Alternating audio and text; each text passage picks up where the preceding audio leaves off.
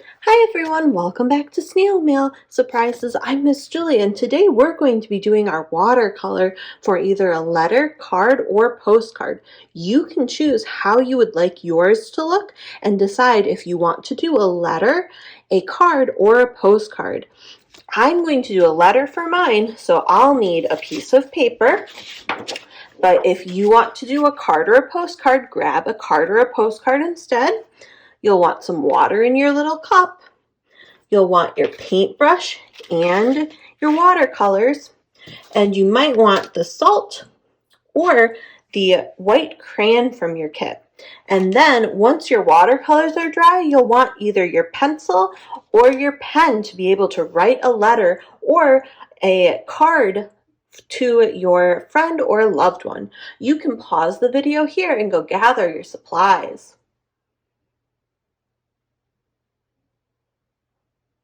Now that you've had a chance to gather your supplies, I'm going to move a few things, and I'm going to do all of the different techniques on the back of my one sheet of paper, but you can choose to do either one technique, two techniques, or all three, whatever you would prefer.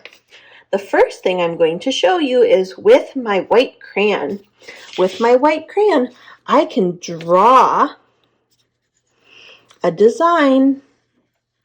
And when I put my watercolor over it, you'll be able to see where the crayon is. The crayon will repel or make the watercolor go to a different spot. Maybe I'll put some flowers onto my vines.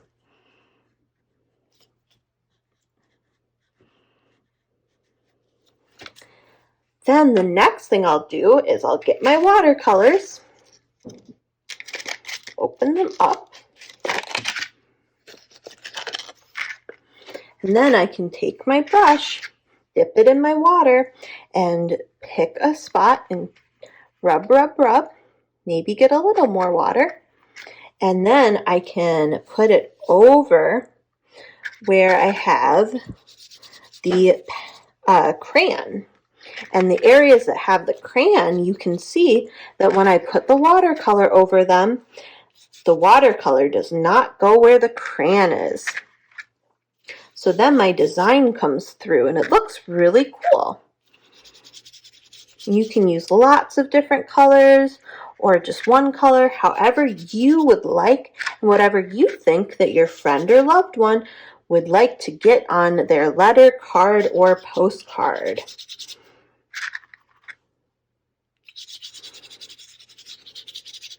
The next thing that you can do with your watercolors is just use them to paint normally.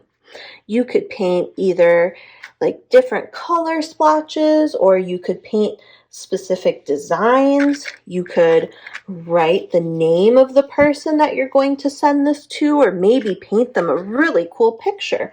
Whatever you would like to do to send to somebody that you care about. I made a sun. The last thing that you can do is using your salt. What you can do for this is you can make some patches of color. You'll want to have lots of liquid, so use lots of water, dip in lots of times, and get a good amount of your watercolor kind of built up in an area. And you can use more than one color if you want right next to each other. I don't think that the pink on the pink paper is working very well. I'll try red instead. There we go.